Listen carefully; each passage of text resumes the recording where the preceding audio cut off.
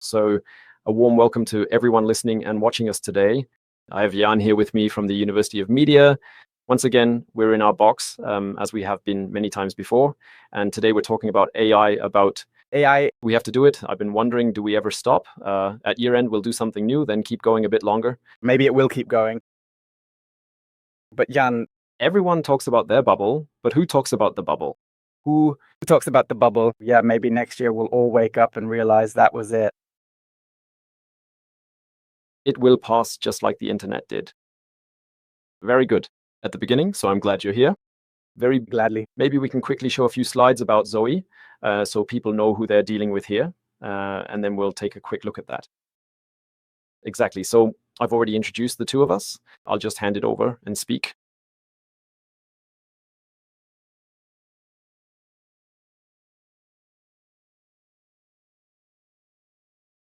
Very good. So Zoe, hopefully everyone knows us. At the moment, we're both in Stuttgart. We're active in 7 countries worldwide. To describe it, you could say from Vietnam to Mexico and everything in between, software development, cloud, AI. What we're especially proud of is that 30% of our team are women. We didn't manage to achieve that ratio in the box today, but maybe next time. There are over 500 people. I'm the managing director at Zoe, and as mentioned, I'll be guiding Jan through today. I'll talk a bit at the beginning and then step back, and later I'll check if there are any questions on our YouTube channel. And if there are any questions or interruptions like you're used to from university. There aren't many interruptions or questions at university, but maybe it's different here. Right, here we've shown again where we actually are, just so everyone knows. So we work exclusively, well, I don't really need to say it, but so far we've only operated in Germany and Spain. And this year we started entering the markets in Switzerland, the USA, and Mexico. 2/3 of our employees are based in Europe. The rest are spread out across Vietnam and the Americas. Exactly. When we talk about AI, as 2 nerds, we had to learn to accept certain things or something like that. Although maybe I had to a bit more than you, since you already deal a lot with people in your main job. We have this physically incorrect iceberg after all. Of course, it's about technology, and technology is important too, but essentially it's really about change. Without change, nothing works when it comes to AI. I think, as is often the case, there's a clever saying, technology without change is useless, but with AI, it's especially problematic. So you see plenty of failed AI projects out there. Some say 70%, some say 80%. The classic lighthouse that stands there blinking, but has little real impact. Yes, in our view, it's incredibly important to get a handle on change management if you want to implement AI in a company, and it makes up the essential part of the process. That's exactly where we have one of our most legendary slides. And in fact, we have the situation where if you watch 2 children in a sandbox, and these 2 children in the sandbox, wait, I need my 2 children, the 2 children in the sandbox. And if you tell the children to change the way they play, anyone who has ever seen kids in a sandbox knows that one or both will start to argue. It's unlikely that they'll change their working behavior, their play behavior. And the really essential idea here is that if you put a new sandbox next to them and say, now go over there with new tools, new toys, then they will display a different way of playing, a different way of working. That means that change, taking something away from people, but also giving them something new, is a crucial element if you want them to engage with new technology. It won't work without it. So we see that this metaphor works regularly. If you just pile technology on top, like people from Swabia would say, just dump it on top, it doesn't get any better at all. You really have to want the change in order to achieve technology adoption and AI adoption. Exactly. How do we usually look at this? When we say that technology, processes, and people are essential, it's precisely these 3 levels. If you want to implement AI, you always have to tidy up technologically first. Of course, you can just order something to be placed next to the building, but you won't create any added value if you don't also address the substance itself. When it comes to processes, it's clear. It's about automating things and getting as much AI into the processes as possible. That's also straightforward and clear. And as already mentioned at the beginning, without change management, it won't work. That means you have to bring people along with you. That's why this level is important. Exactly. And I think the most exciting point is actually, and that's why people are so important in our view. Sure, it's technology, but it's through people that you gain access to the real potential that can be unlocked with AI. You can't develop and use AI just in IT or in the basement. You have to do it together with everyone. And ultimately, access to it is at every single person's workplace out there, essentially at their desk. We call this everyday AI for everyone. Without it, it simply won't work. It's simply not a silo topic just for the data center, even if it does play a role there. Exactly. And what kind of journey do we see? And then I'll stop talking. We have these 3 stages that we keep identifying. We say that you really have to bring everyone along. You have to empower people to work with AI every day. As I said, everyday AI for everyone is the first stage. The second stage is that when you think of larger companies, people who don't work in IT start to offer their own skills, let's say as a chatbot or as a prompt within the company. So they learn to describe themselves and what they do and offer that as a service. So for example, instead of calling the legal department and asking someone there who might already be busy, I'm able to chat with the chatbot that they built themselves. And everyone does this themselves. So it's really a kind of democratization of chatbots, if you will. But the ownership of the knowledge within these chatbots remains with each individual. That's the second level of empowerment. If you don't do the first one, it's incredibly difficult to reach the second. And of course, you're focusing on the third. And the question is, how do you get it across the Atlantic? Well, if I've learned to describe myself and offer it as a service via a chatbot, then of course it's also easier to fully automate things. A very important point, which everyone is talking about right now. How do we get to magnetic enterprise? You simply can't skip stages. Without stage 1, you can't even get started, and you can't jump from stage 1 to 3. That's very, very difficult. Nevertheless, there are plenty of approaches and frameworks to do this, and that's what you're going to talk about now. Exactly. So yes, great introduction, and I'll actually come back to that, especially the topic of people, because it's so central, actually even more important than the technology itself. All right, then let's switch over to your presentation. With pleasure.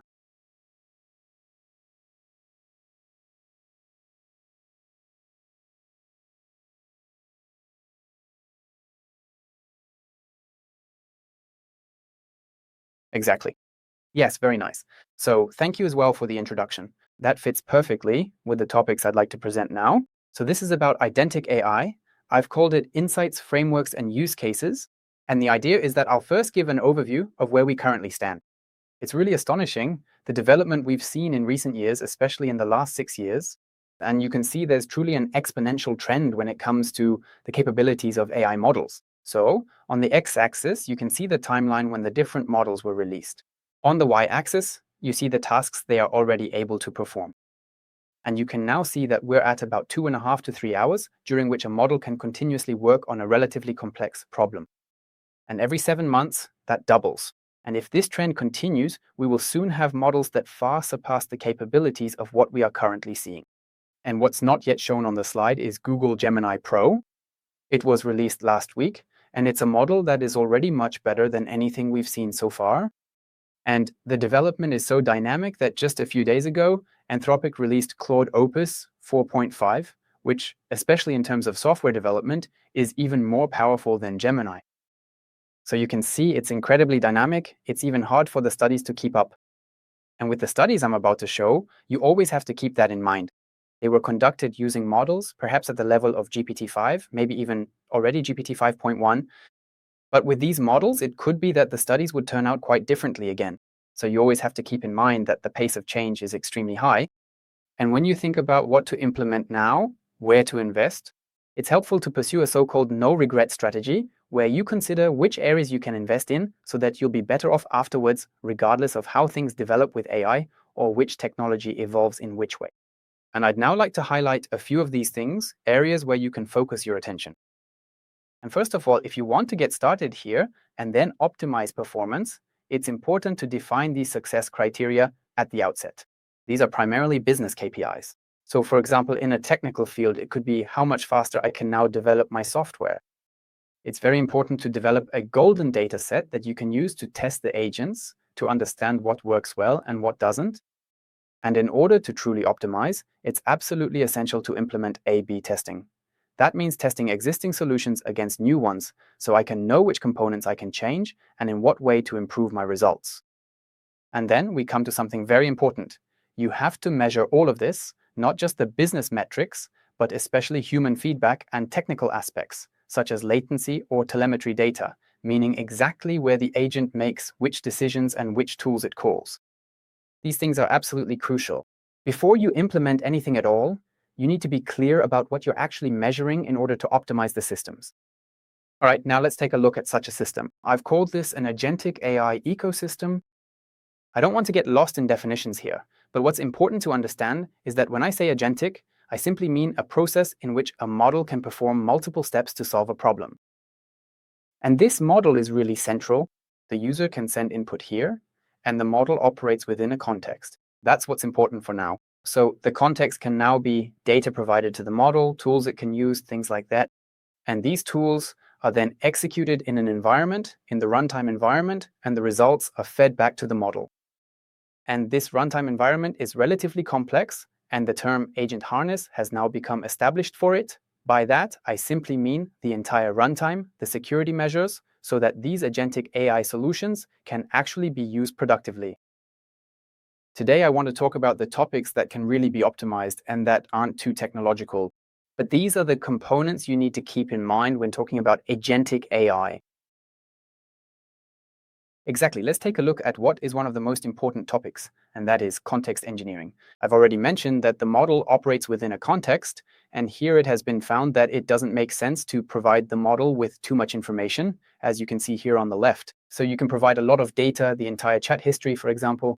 It has been found that this quickly exceeds the context window, and the model's performance deteriorates significantly. You have to curate all of this, and this process is now called context engineering. This goes beyond simple prompting. It's also about how you provide information. So, what is the system prompt? How do you provide information about, for example, rack? How do you handle state and memory? What can the model remember when a new user logs in, and what can't it remember?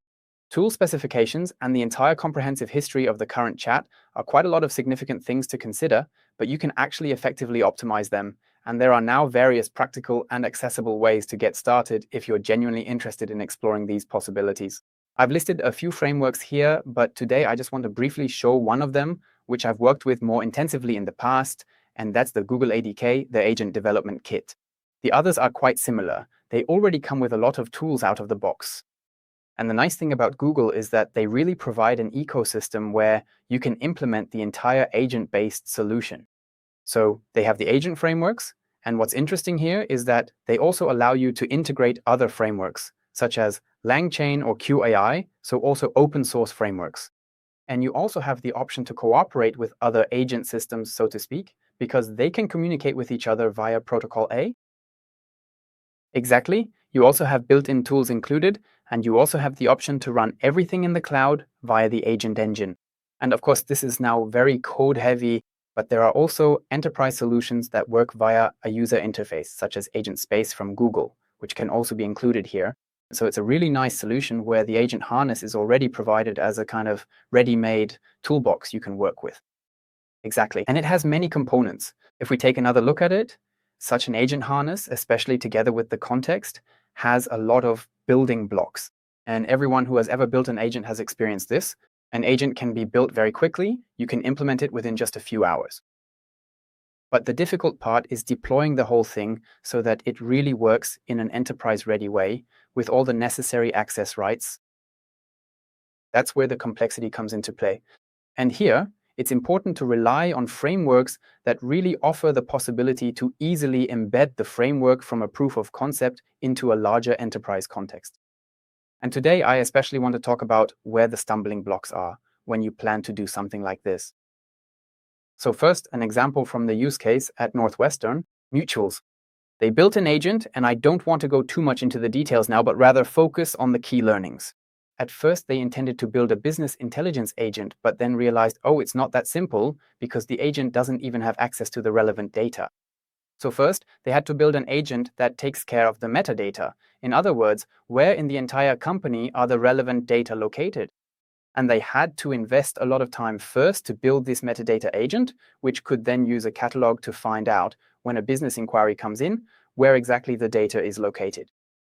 And building on that, they then created another agent that took this information and, in the next step, was able to execute SQL commands to access the database or generate ready-made reports. And that's actually where the company spent most of its time at first, context management. And that's something I see very often, that most projects already fail at the point where data access can't even be ensured. And even if it is insured, they only have very rough schemas, which don't help the agent either. So you really need a new approach, a new kind of data catalog, so that agents can actually work with data in a meaningful way.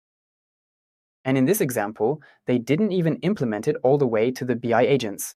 But just making this data available already reduced the time needed to access relevant data by 80%. And in their eyes, that was already a major success.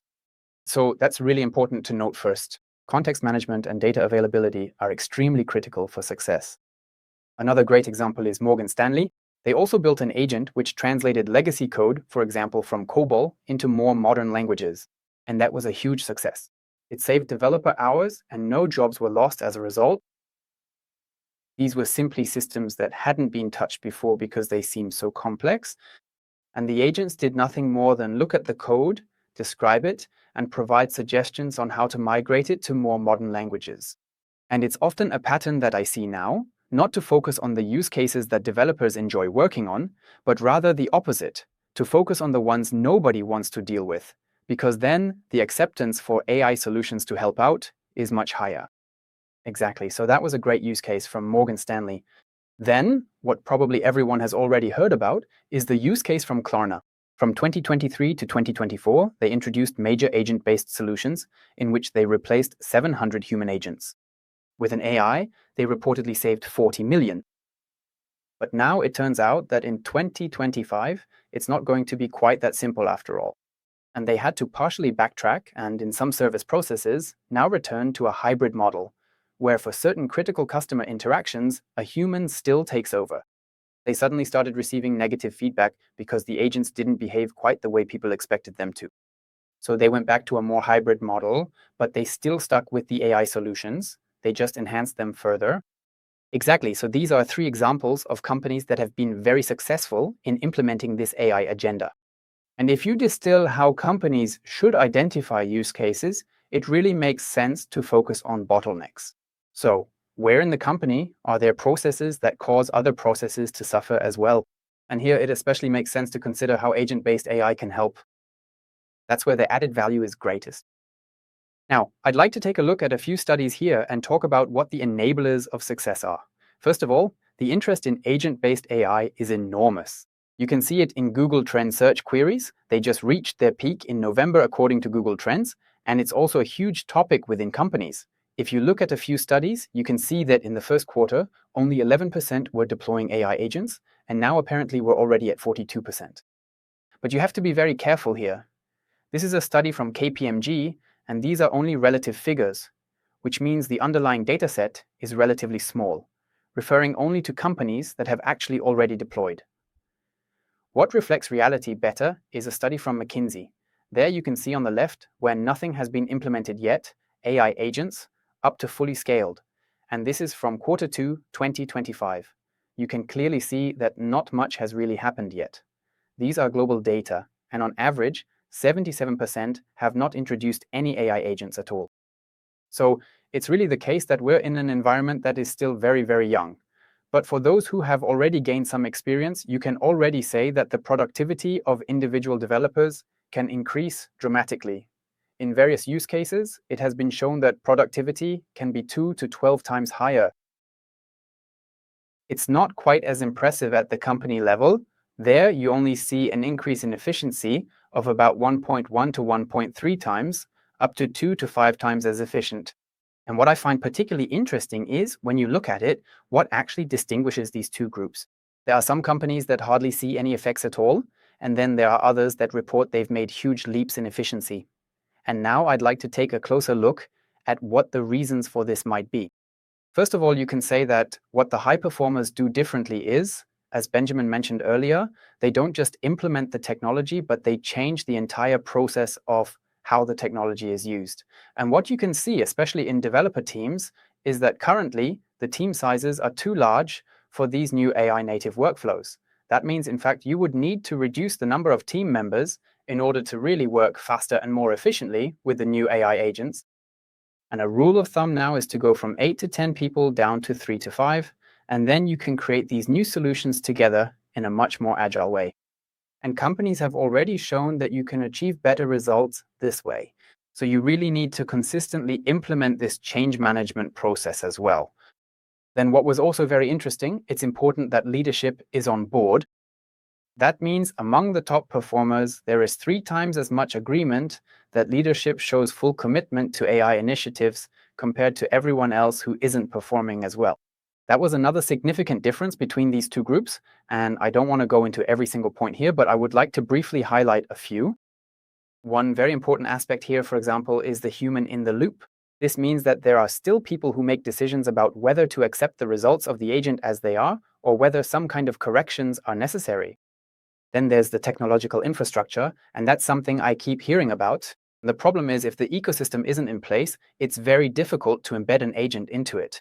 You can think of it like this. You've developed a new engine, a very, very powerful one, and now you want to install it in a carriage. It might make you go a bit faster, but not significantly faster, because really you'd have to reinvent the whole car around it. And it's a bit like that with work processes too. You have to completely rebuild the chassis around the engine so that the vehicle can run well. And the technological infrastructure is also part of that, so that the agents even have a runtime in which they can function well. Exactly, we've already touched on a few other things as well. But these are the most important ones for now, the ones you really need to consider if you want to introduce AI. Then, from another study, which I also found very interesting, they looked very specifically at case studies in software teams. What are the differences between top performers, middle performers, and bottom performers? What do they do differently? So first of all, you can see here that scaling these end-to-end processes is very important, and that brings us back to the point I mentioned earlier. It has now been observed that when you create small teams of 3 to 5 people who are essentially responsible for the entire process, like full stack developers, and not just for a sub process, you achieve much, much better results than if everyone only works on a small feature. So full stack for the entire development. In this example, if you are responsible for software, then you are responsible for the entire development process. Another very interesting point is that the top performers have created completely new roles in the company for these AI topics, and as a result have achieved much better results than companies that do not do this. Another important point was hands-on training. That's also something you see again and again. What isn't enough is simply telling employees, here's the new tool, now figure out how to use it. Instead, you really have to show employees how they can use the tool and make it clear to them that it's not about rationalizing away their jobs, but rather that, on the contrary, they're getting support to do their existing work better. And it's also not enough to just implement generic training sessions. What's really meant here are use case specific trainings, so tailored to the employee's work context, showing them how best to work with AI in their particular roles. Another very important point, which many also neglect, is to actually track everything. That is, using metrics, as I mentioned earlier, to really document the entire process from start to finish, including what happens within the agent so that everything can be traced and understood. Exactly. And these goals apply to all employees, that is, to managers, product managers, and even developers, so that everyone can be tracked using metrics in a positive way to see whether the introduction of AI has actually brought added value or not. Exactly. That was an overview of various studies. I didn't want to go too much into detail right now and would rather go deeper into specific topics later on if there are any questions. I noticed that the participants have very diverse professional backgrounds, which is why I decided not to do a deep dive into topics like Google ADK or specific technologies, and instead wanted to provide an overview of the entire spectrum. Yes, I hope that was helpful, and with that, I suggest we open the floor for questions. Thank you very much. I actually came up with a lot of questions. Very nice. As mentioned, it was already brought up in the chat that you can also ask questions here. Of course, there is a slight delay, but if you have any questions, feel free to comment on YouTube or chat. I will pick them up. Yes, my problem with my questions is that they've become fewer and fewer. I should have seen it coming. I think what you confirm and what I've also heard is that you actually, well,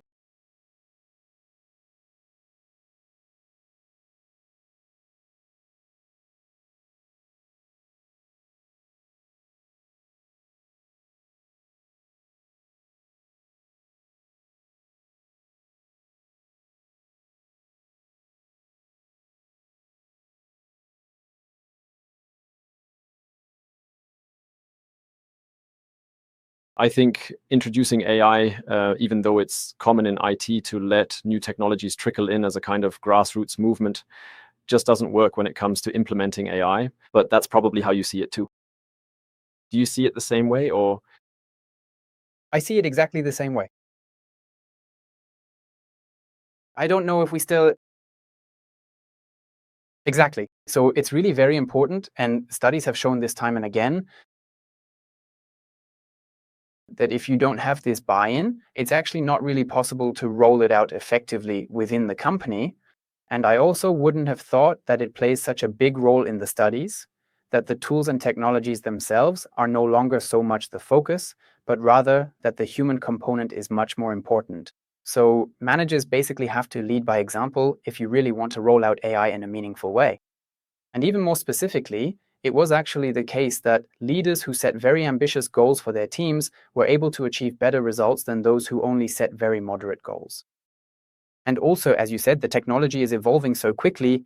I've never experienced anything like this before, to such an extreme extent, that a model like Gemini 3, which was just introduced, actually requires completely different prompting compared to the previous ones. And you actually have to constantly adapt the environment to the model again. And you can really say that the model is actually the decisive factor in all of this. And that's why it's important to build environments where it's possible to easily switch out the model component. That's also one reason why I actually find the Google ADK quite helpful, because it's model agnostic. That means you can use Gemini, but you don't have to. You also have the option to test the entire infrastructure with other models, and that's definitely a big advantage. Great. So then I would say I'm already looking forward to when we're back here again. And I'm curious what topic we'll be talking about then. Thank you for today.